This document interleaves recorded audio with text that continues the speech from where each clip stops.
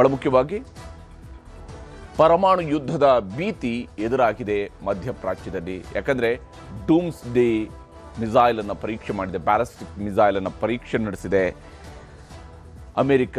ಇದು ಅತ್ಯಂತ ಶಕ್ತಿಶಾಲಿಯಾಗಿರ್ತಕ್ಕಂಥ, ಹೇಗೆ ಹಿರೋಶಿಮಾದ ಮೇಲೆ ಅಣುಬಾಂಬನ್ನು ಪ್ರಯೋಗ ಮಾಡಿ ಯಾವ ಸ್ವರೂಪದ ಸರ್ವನಾಶವನ್ನು ಸೃಷ್ಟಿ ಮಾಡ್ತೋ ಅಮೆರಿಕ, ಅದೇ ಸ್ವರೂಪದ ಸರ್ವನಾಶವನ್ನು ಅದಕ್ಕಿಂತ ದೊಡ್ಡ ಸ್ವರೂಪದಲ್ಲಿ ಮಾಡಬಹುದಾಗಿರ್ತಕ್ಕಂತಹ ಬ್ಯಾಲಿಸ್ಟಿಕ್ ಕ್ಷಿಪಣಿಯನ್ನು ಅದು ಈಗ ಪರೀಕ್ಷೆ ನಡೆಸಿದೆ.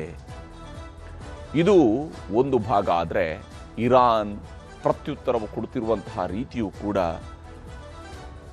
ಈ ಯುದ್ಧ ಇನ್ನಷ್ಟು ದಿನ ನಡೆಯುವ ಮುನ್ಸೂಚನೆಯನ್ನು ಕೊಡ್ತಾ ಇದೆ. ಇದರ ನಡುವೆ ಇರಾನ್ ಆಗಿಂದಾಗ್ಗೆ ಮಾತುಕತೆಯ ಪ್ರಸ್ತಾಪವನ್ನು ಕೂಡ ಮುಂದಿಡ್ತಾ ಇದೆ, ದಾಳಿಯೂ ನಡೀತಾ ಇದ್ದಾವೆ.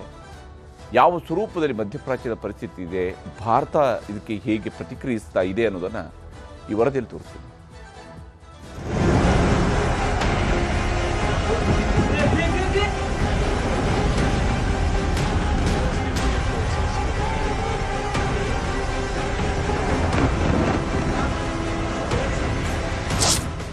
ಕೊಲ್ಲಿ ರಾಷ್ಟ್ರಗಳಲ್ಲಿ ನಡೆಯುತ್ತಿರುವ ಘೋರ ಯುದ್ಧ 6ನೇ ದಿನಕ್ಕೆ ಕಾಲಿಟ್ಟಿದೆ. ಬೆಂಕಿಯ ಬಾಂಬುಗಳು ಸ್ಫೋಟವಾಗ್ತಿವೆ, ಕಟ್ಟಡಗಳು ನೆಲಸಮ ಆಗುತ್ತಿವೆ, ಐಷಾರಾಮಿ ನಗರಗಳೇ ಹೊತ್ತಿ ಉರಿಯುತ್ತಿದ್ದು ರಾಶಿ ರಾಶಿ ಹೆಣಗಳು ಉರುಳುತ್ತಿವೆ. ಆದರೂ ಇಸ್ರೇಲ್ ಸುಮ್ಮನಾಗ್ತಿಲ್ಲ, ಅಮೆರಿಕ ಯುದ್ಧ ನಿಲ್ಲಿಸ್ತಿಲ್ಲ, ಇರಾನ್ನಿಂದಲೂ ಪ್ರತಿದಾಳಿಗಳೂ ನಿಲ್ತಿಲ್ಲ.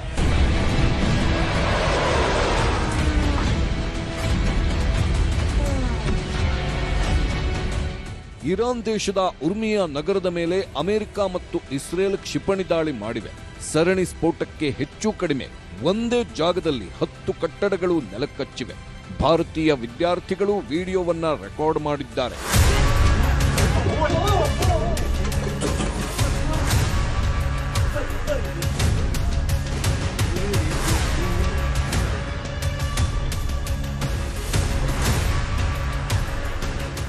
ಇಸ್ರೇಲ್ ಸಿಡಿಸಿದ ಬಾಂಬ್ಗೆ ಇಡೀ ಟೆಹರಾನ್ ನಗರವೇ ಹೊತ್ತಿ ಉರಿಯುತ್ತಿದೆ. ಅದಕ್ಕೆ ಸಾಕ್ಷಿ ಈ ಬಾಂಬ್ ಸ್ಫೋಟದ ದೃಶ್ಯ ನೋಡಿ.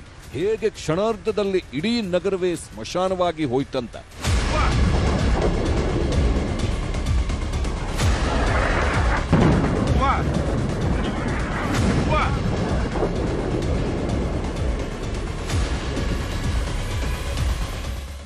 ಇರಾನ್ ದೇಶದ ಬುಕಾನ್ನಲ್ಲಿರುವ ಇರಾನ್ನ ಮಿಲಿಟರಿ ನೆಲೆ ಇದು. ಅಮೆರಿಕ ಉಡಾಯಿಸಿದ ಬಾಂಬ್ ಇಡೀ ಬುಕಾನ್ ಏರಿಯಾವನ್ನೇ ಸ್ಮಶಾನ ಮಾಡಿಬಿಟ್ಟಿದೆ.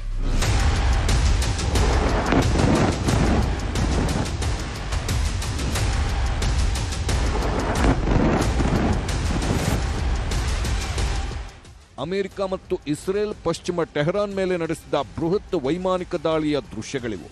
ಈ ಬೃಹತ್ ಸ್ಫೋಟದಿಂದ 10ಕ್ಕೂ ಹೆಚ್ಚು ಇರಾನ್ ನಾಗರಿಕರು ಸಾವನ್ನಪ್ಪಿದ್ದಾರೆ.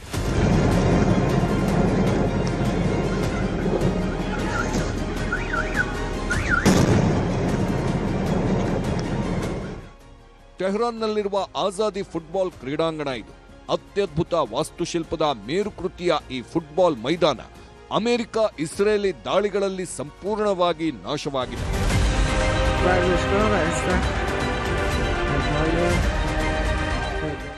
ಅಮೆರಿಕ ಇಸ್ರೇಲ್ ಜಂಟಿ ದಾಳಿಯಿಂದ ಇರಾನ್ ರಾಜಧಾನಿ ಟೆಹರಾನ್ ಸ್ಮಶಾನವಾಗಿದೆ ಅನ್ನೋದನ್ನ ಈ ದೃಶ್ಯಗಳು ಸಾರಿ ಸಾರಿ ಹೇಳ್ತಿವೆ. ಬಾಂಬ್ ಸ್ಫೋಟದಿಂದ ನೆಲಕಚ್ಚಿದ ಕಟ್ಟಡಗಳು, ಕಟ್ಟಡಗಳಿಂದ ಓಡಿ ಬರ್ತಿರೋ ಜನ, ಜೀವ ಹೋಗ್ತಿದ್ದವರನ್ನ ಹೊತ್ಕೊಂಡು ಓಡಿ ಬರ್ತಿರೋ ದೃಶ್ಯಗಳು ಯುದ್ಧದ ಭೀಕರತೆ ಎಷ್ಟಿದೆ ಅನ್ನೋದನ್ನ ತೋರಿಸ್ತಿದೆ.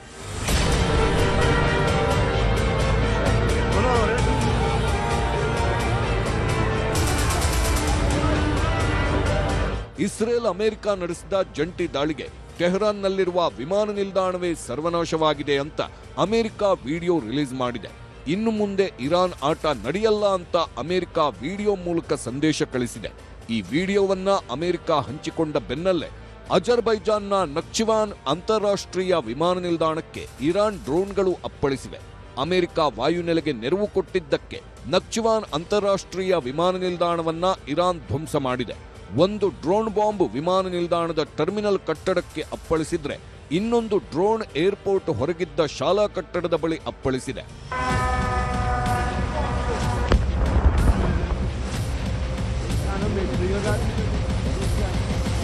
ಟೆಹರಾನ್ ನಗರವನ್ನ ಇಸ್ರೇಲ್ ಧ್ವಂಸ ಮಾಡುತ್ತಿದ್ರೆ ಇನ್ನೊಂದು ಕಡೆ ಇಸ್ರೇಲ್ನ ಟೆಲ್ ಅವೀವ್ ನಗರವನ್ನ ಇರಾನ್ ಕ್ಷಿಪಣಿಗಳ ದಾಳಿ ನಡೆಸಿ ನಿರ್ದಯವಾಗಿ ಉಡಾಯಿಸುತ್ತಿದೆ. ಇಷ್ಟಕ್ಕೆ ಸುಮ್ಮನಾಗದ ಇರಾನ್ ದುಬೈ ಮೇಲೆ ರಾತ್ರಿ ಮತ್ತೆ ಇರಾನಿಯನ್ ಮಿಸೈಲ್ಗಳು ದಾಳಿ ಮಾಡಿದೆ. ವೇಗವಾಗಿ ಬಂದ ಮಿಸೈಲ್ ದುಬೈ ಹೊರವಲಯದ ಕಟ್ಟಡವನ್ನ ನಿರ್ನಾಮ ಮಾಡಿರೋದು ಮೊಬೈಲ್ನಲ್ಲಿ ಸೆರೆಯಾಗಿದೆ.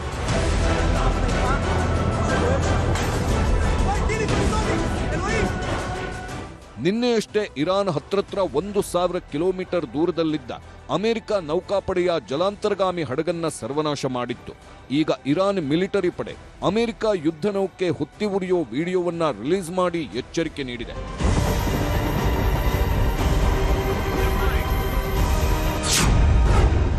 ಕೆರಳಿದ ಅಮೆರಿಕದಿಂದ ನ್ಯೂಕ್ಲಿಯರ್ ಕ್ಷಿಪಣಿ ಪರೀಕ್ಷೆ.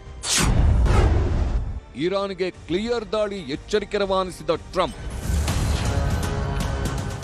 ಮೂರನೇ ಮಹಾಯುದ್ಧದಲ್ಲಿ ನ್ಯೂಕ್ಲಿಯರ್ ದಾಳಿ ನಡೆದೇ ಬಿಡುತ್ತಾ ಅನ್ನೋ ಆತಂಕ ಶುರುವಾಗಿದೆ. ಯಾಕಂದ್ರೆ ಟ್ರಂಪ್ ಸರ್ಕಾರ ರಾತ್ರೋರಾತ್ರಿ ಅರ್ಧ ಇರಾನ್ ದೇಶವನ್ನೇ ಸರ್ವನಾಶ ಮಾಡುವ ನ್ಯೂಕ್ಲಿಯರ್ ಕ್ಷಿಪಣಿಯ ಪರೀಕ್ಷಾರ್ಥ ಪ್ರಯೋಗ ನಡೆಸಿದೆ. ಡೂಮ್ಸ್ಡೇ ಮಿನಿಟ್ಮ್ಯಾನ್ 3 ಹೆಸರಿನ ಬ್ಯಾಲಿಸ್ಟಿಕ್ ಕ್ಷಿಪಣಿಯನ್ನ ಪರೀಕ್ಷೆ ನಡೆಸಿ ಇರಾನ್ಗೆ ದೊಡ್ಡ ಸಂದೇಶವನ್ನ ಅಮೆರಿಕ ರವಾನಿಸಿದೆ.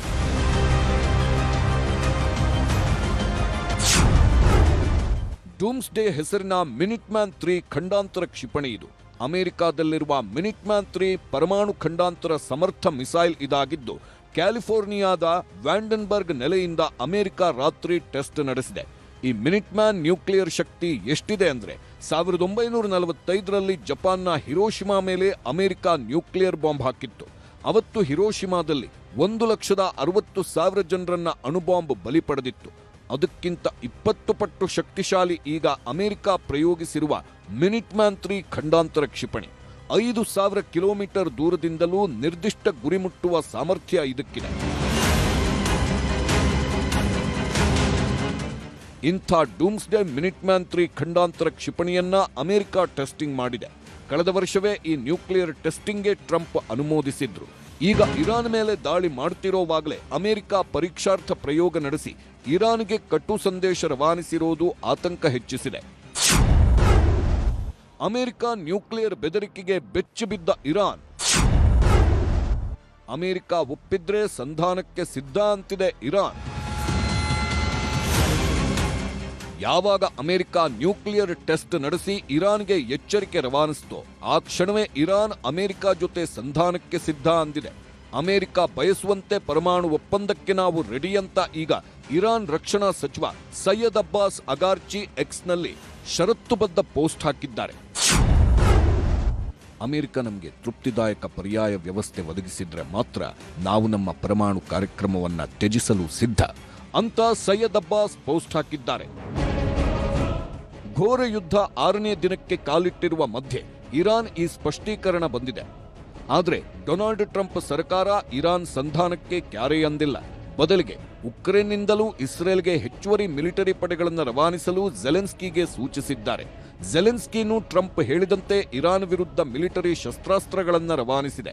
ಇನ್ನೊಂದು ಕಡೆ ವಿಶ್ವಸಂಸ್ಥೆ ಕದತಟ್ಟಿರುವ ಚೀನಾ ಇರಾನ್ ವಿರುದ್ಧ ಯುದ್ಧ ನಿಲ್ಲಿಸುವಂತೆ ಮನವಿ ಮಾಡಿದೆ. ಸದ್ಯಕ್ಕೆ ಸಂಧಾನಕ್ಕೆ ಅಮೆರಿಕ ಒಪ್ಪದೇ ಯುದ್ಧ ಮುಂದುವರಿಸಿದೆ. ಇಲ್ಲಿವರೆಗೂ ಇರಾನ್ನಲ್ಲಿ 1,200ಕ್ಕೂ ಹೆಚ್ಚು ಜನರ ಸಾವಾಗಿದೆ. ಇರಾಕ್, ಇಸ್ರೇಲ್, ಅಮೆರಿಕ ಸೈನಿಕರು ಸೇರಿದಂತೆ ಇರಾನ್ ಪ್ರತಿದಾಳಿಗೆ 300ಕ್ಕೂ ಹೆಚ್ಚು ಜನ ಬಲಿಯಾಗಿದ್ದಾರೆ. ಇದು ಈಗ ಸಿಕ್ಕಿರುವ ಶವಗಳ ಲೆಕ್ಕ ಅಷ್ಟೇ. ಲೆಕ್ಕಕ್ಕೆ ಸಿಗದ ಸಾವು ನೋವುಗಳೆಷ್ಟು ಅನ್ನೋದಕ್ಕೆ ಯಾರ ಹತ್ರನೂ ಉತ್ತರ ಇಲ್ಲ.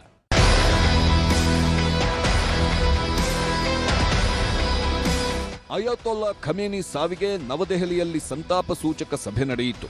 ಇರಾನ್ ರಾಯಭಾರ ಕಚೇರಿ ಮೇಲಿನ ಬಾವುಟವನ್ನ ಅರ್ಧಕ್ಕೆ ಇಳಿಸಿ ಸಂತಾಪ ಸೂಚಿಸಲಾಯಿತು.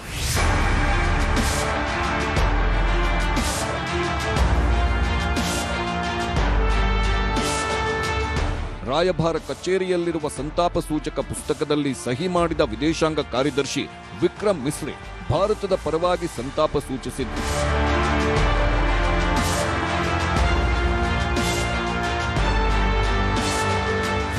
ಇನ್ನು ಭಾರತ ಹಾಗೂ ಫಿನ್ಲ್ಯಾಂಡ್ ರಾಷ್ಟ್ರಗಳ ಮಧ್ಯೆ ಹಲವು ಜಾಗತಿಕ ಒಪ್ಪಂದಗಳೂ ಆದವು. ಪ್ರಧಾನಿ ನರೇಂದ್ರ ಮೋದಿ ಹಾಗೂ ಫಿನ್ಲ್ಯಾಂಡ್ ಅಧ್ಯಕ್ಷರ ಪತ್ರಿಕಾಗೋಷ್ಠಿ ವೇಳೆ ಮಧ್ಯಪ್ರಾಚ್ಯದಲ್ಲಿ ಯುದ್ಧ ಭೀತಿ ಬಗ್ಗೆ ಕಳವಳ ವ್ಯಕ್ತಪಡಿಸಲಾಯಿತು. Friends, आज विश्व एक अस्थिरता और अनिश्चितता के दौर से गुजर रहा है। यूक्रेन से लेकर वेस्ट एशिया तक दुनिया के कई हिस्से उसमें संघर्ष की स्थिति बनी हुई है।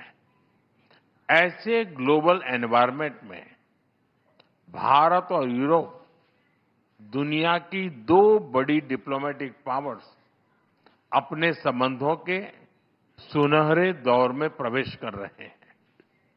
हमारा बढ़ता सहयोग वैश्विक स्थिरता, विकास और साझा समृद्धि को नई मजबूती दे रहा है। हम एकमत है कि केवल मिलिट्री कॉन्फ्लिक्ट से किसी भी मुद्दे का समाधान नहीं निकल सकता। यूक्रेन हो या पश्चिमी एशिया, हम संघर्ष की शीघ्र समाप्ति और शांति के हर प्रयास का समर्थन करते रहेंगे। ಈ ಮಧ್ಯೆ ಯುದ್ಧ ಪೀಡಿತ ರಾಷ್ಟ್ರಗಳಲ್ಲಿರುವ ಭಾರತೀಯರ ರಕ್ಷಣೆಗೂ ಕೇಂದ್ರ ಸರ್ಕಾರ ಆದ್ಯತೆ ನೀಡಿದೆ. ಎಲ್ಲರನ್ನೂ ಸುರಕ್ಷಿತವಾಗಿ ಕರೆತರುವ ಪ್ರಯತ್ನಗಳೂ ನಡೆದಿವೆ. Bureau report, news 18. ಹೀಗೆ ಈಗಾಗಲೇ ಪರಮಾಣು ಯುದ್ಧದ ಭೀತಿಯೂ ಕೂಡ ಎದುರಾಗಿದೆ. ಇದೆಲ್ಲವೂ ಕೂಡ ಜಾಗತಿಕ ಮಟ್ಟಕ್ಕೆ ಇರುವಂತಹ ಆತಂಕವೂ ಕೂಡ ಹೌದು. ಭಾರತ ಸೇರಿದಂತೆ ಇದೇ ಕಾರಣಕ್ಕೆ ಭಾರತ ಹೇಳ್ತಿದೆ, ಯುದ್ಧ ಎಲ್ಲದಕ್ಕೂ ಪರಿಹಾರ ಅಲ್ಲ. ಯುದ್ಧದ ಹೊರತಾಗಿ ಈ ಸಮಸ್ಯೆಯನ್ನು ಬಗೆಹರಿಸಿಕೊಳ್ಬೇಕಾಗಿರುವಂಥದ್ದು ಆ ದೇಶಗಳ ಜವಾಬ್ದಾರಿ ಅನ್ನುವಂಥನ್ನು ಎಚ್ಚರಿಸುವ ಕೆಲಸವನ್ನು ಭಾರತ ಮಾಡಿದೆ.